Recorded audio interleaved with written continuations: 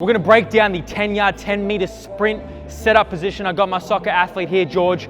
Something we emphasize a lot. So there's an acronym here we use, PAL, posture, arm drive, leg drive. So I wanna get George in the best position possible to produce as much force as possible and be as quick and accelerate out with as much speed and power as physically possible. And so that is required. We need to put him in a good position. So George, to set up, I want you to get in a 2-point start here. So I'm gonna get their lead leg to be the most powerful, the one they feel strongest in. He already knows, he's already in it because I've shown him. Lean over into this 45-ish degree angle because that lean is very correlated to acceleration and kind of the optimal-ish position that we want in order to accelerate out, say for example, of the blocks in a sprint, which is where that kind of position comes from, or on the field. Lean 45, you see his arms are on this cheek to cheek position. So his front arm is at a right angle. I don't mind the back arm slightly extended because often in the acceleration phase, when the arm is into the backswing phase, you're not always gonna get that right angle. That's more top end speed. So I don't mind that heavy, long extended arm. That often helps propel the athlete. Now, feet are on railway tracks approximately. Comfortable hip width apart. George, stand up for a second because he's been there all day. But actually, I omitted something. Before we do any of that, we need to teach them how to de-accelerate and slow down. I'm not just going to get them sprinting top speed when they don't even know how to slow down safely and effectively. So, George, I want you to do that. What I want you to do, George, and we've been working on this, when you're just going to come into a jog right here, you're going to jog, choppy feet, come into this lunge position. So when you slow down, your feet come together and then hold that lunge position, opposite arm, opposite leg. Very good, stop there. Knee doesn't want to touch the floor, so do that again.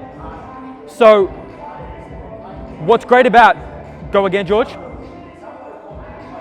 What's great about, hold there. What's great about this position is that it's a split squat position. So we're going to develop, it's like a unilateral movement in itself. So stand up. Instead of always doing a bilateral kind of deceleration, we can get a split stance, which is going to mimic another shape that we're going to be in on the field or on the court. Because athletic movements, majority of them are unilateral, 1 foot up, 1 foot down. That's what sprinting is. So that's what we're mimicking right here. Now, back here, George, we also get that front 45-degree land to preload the quads as he's pushing through the ground, all right? On my call, I want you to imagine pushing through the ground and driving your knees through to the wall. Go. Now, one more thing I want to add. This is probably one of the best positions that I've found to improve acceleration and the positioning of acceleration, especially knee drive. So George, I want you to get into that plank position we were doing before. So instead of start flat on the ground. Typically we start them here. You do like a cat and mouse chase game. You have another person in front, you chase them, it helps improve acceleration and teach the kids, it stops the kids from overstriding. That's great. Come back into the plank position though.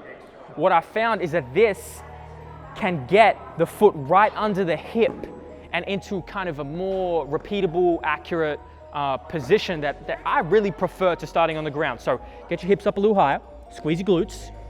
On my call, he's going to drive that front foot forward. It's going to land in front of the ground. And he's going to push off, just like before, George, right? On my call. Go, push. Good. So the emphasis is on, as soon as that foot comes forward, he's almost leaping through. Instead of coming here, you see guys do these ones. You see these choppy steps to start with, which often happens, especially if they have poor motor control. You're gonna see these ugly choppy steps where the plank position, even for a guy like George, relatively inexperienced and not very strong through his hips and legs, can still get into that really nice knee drive, that good lean acceleration position that we want to produce as much force into the ground and get these kids faster. So that is acceleration. I don't want to say acceleration 101, but that's a quick little 5 minutes into acceleration, breaking down the position. Obviously, you can also go against the wall and do different positions to emphasize posture. Arm drive, which we can do just standing here. cheek to cheek. We can lean against the wall and get single leg leg drives into the wall. Some people like that. Me, it's not for me, but it might work for you.